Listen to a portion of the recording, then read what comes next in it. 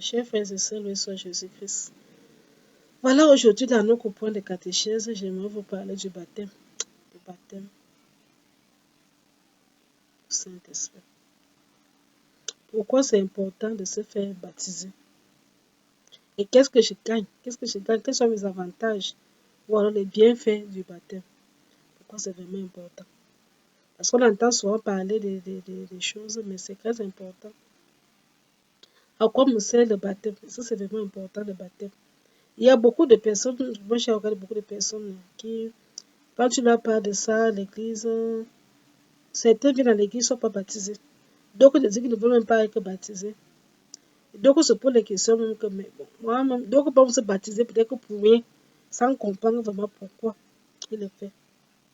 Le baptême qu'on fait aujourd'hui, ce n'est pas l'église qui crée aujourd'hui le baptême. Ça date depuis longtemps. La première personne qui s'est mise à baptiser les personnes, c'est Jean-Baptiste. Il baptisait au Jourdain. Là, il plongeait vraiment les gens dans l'eau. Et Jean-Baptiste précisait bien que bien lui, c'était un baptême de conversion.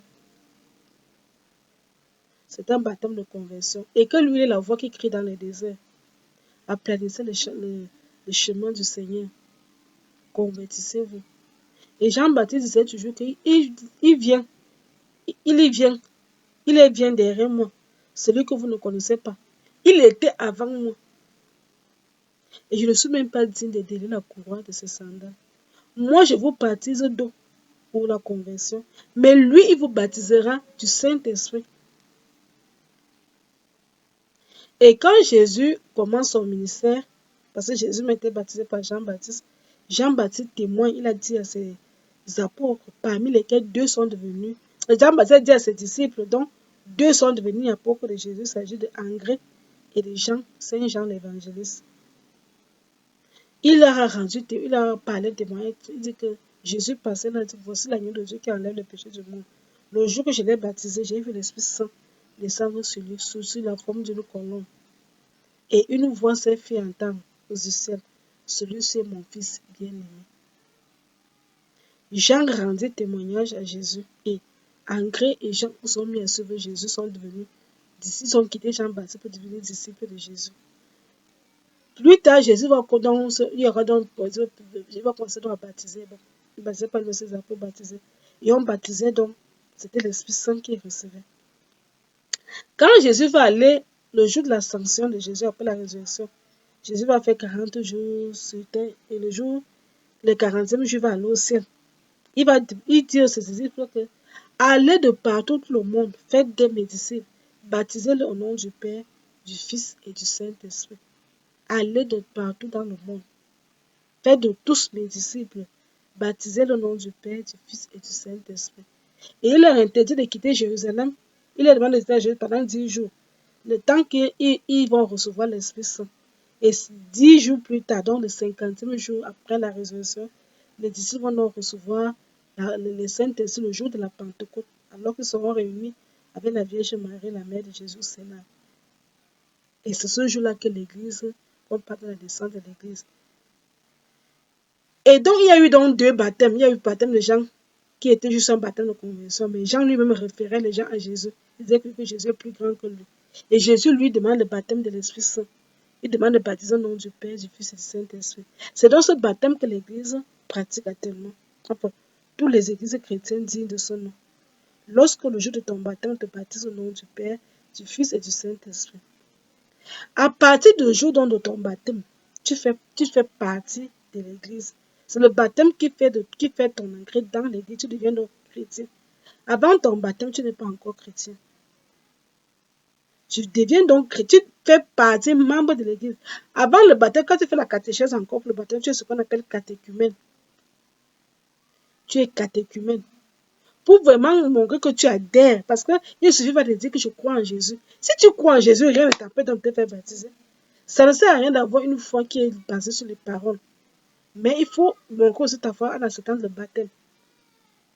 Tu deviens donc, le jour de l'annonce, tu fais membre partie de l'Église. Parce que tu te baptises chez les catholiques, tu es membre de l'Église catholique. Tu te baptises chez les protestants, c'est par le PC, tu es membre de l'Église protestante. Tout dépend de là où tu te fais baptiser.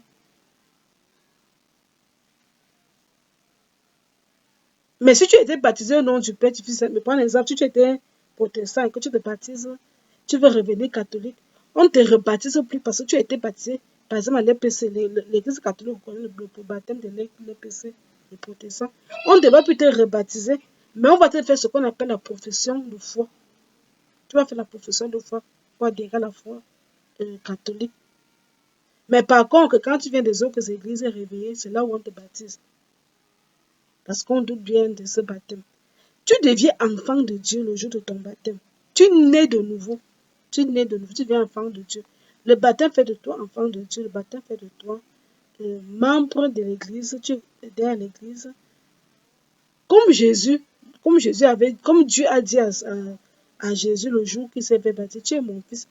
Ce n'est pas que c'est ce jour que Jésus est devenu fils de Dieu et qu'il est devenu Dieu, non. Mais c'était important. Et Dieu nous dit le même jour de notre baptême qu'à partir d'aujourd'hui, là, tu deviens mon enfant. Et non seulement tu deviens l'enfant de Dieu, le baptême enlève le péché originel. Vous savez que nos ancêtres de nous tous, Adam et Ève, ont péché en mangeant le fruit défendu que Dieu avait interdit. Ils ont été corrompus par Satan. Satan a corrompu Ève. Ève est venue convaincre son mari Adam. Ils ont mangé ensemble le fruit défendu. Les sanctions sont tombées. Dieu les a punis. Et nous, descendants d'Adam et Ève, nous sommes tous le péché originel. La seule chose qui nous enlève ce péché, c'est le baptême. Et le baptême n'enlève pas seulement le péché originel, il enlève tous les péchés que tu as commis depuis le jour que tu es né jusqu'au jour de ton baptême. Ce qui fait que si tu viens de tu es baptisé aujourd'hui, tu sors de l'église.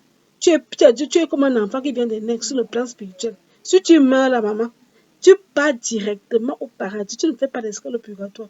Le purgatoire, ce n'est pas pour toi. Ce n'est pas encore que pour nous autres pauvres pécheurs. Mais ce n'est pas pour toi. Parce que tu es né de nouveau. Tu pars directement. Dieu, non seulement il a effacé le péché originel, il a effacé tous les péchés que tu as commis. Si quelqu'un connaissait le baptême, parce que moi, la seule première que tu te baptises, ce serait la première à m'aligner. Quand tu connais l'importance du baptême, c'est la première. Donc, quand je vois quelqu'un qui me dit qu'il n'est pas baptisé, il dit qu'il est chrétien, il n'est pas. Moi, j'ai vu une famille comme ça, on m'appelait comme ça, c'est le père. Je suis partie pour accompagner une famille, pour résoudre leurs problèmes. Puis, je me suis découvert que non, c'est même. Je me rends compte qu'il n'était pas marié, mais les deux enfants, aucun n'était baptisé à l'église. Pourtant, le père est baptisé, la mère est baptisée, ils ont pris la première communion. Mais aucun enfant n'est baptisé. Je me suis posé la question, est-ce que ces gens-là savent l'importance du baptême? Donc, j'essaie de dire aujourd'hui que le baptême est très important pour nous, pour salut. C'est d'abord, on appelle ça le sacrement d'initiation chrétienne. C'est lui qui t'ouvre à tous les autres sacrements. Tous les autres sacrements. C'est le baptême qui ouvre ça. Tu ne peux pas recevoir la première communion, la confirmation, le mariage ou alors le sacerdoce si tu n'es pas baptisé. C'est le sacrement d'initiation chrétienne. C'est la condition pour avoir les autres sacrements à l'église. Il faut être baptisé. Et par ton baptême, le jour de ton baptême, tu vas renoncer à Satan. Le Père demande toujours, renoncez-vous à Satan? Oui, je renonce. Renoncez-vous à toutes ces ruses?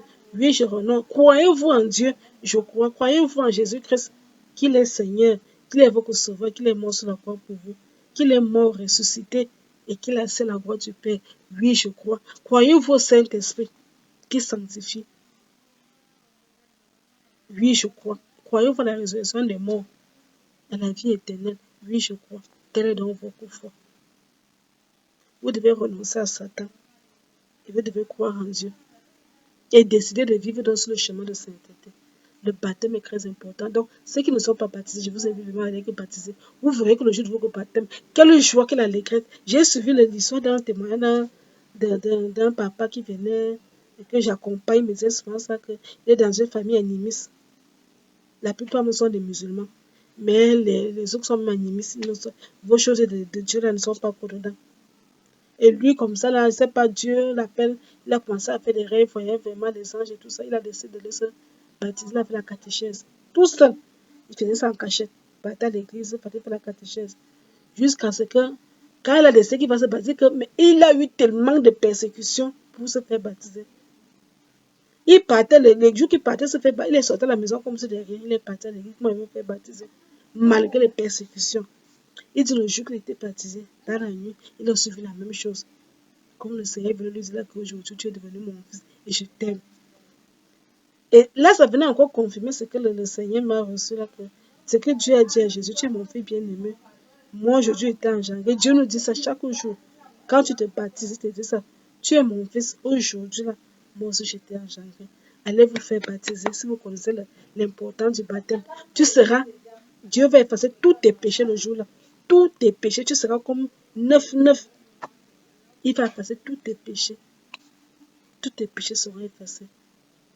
Tu seras né au nouveau. Et tu seras devenu enfant de Dieu. Le baptême est très important. Courez donc seulement à l'église pour faire votre catéchèse et prendre votre sacrement. Parce que ce jour-là, vous serez des êtres bénis. Que Dieu vous bénisse. À très bientôt. Et j'encourage tous les catéchumènes pour que leur baptême se passe bien.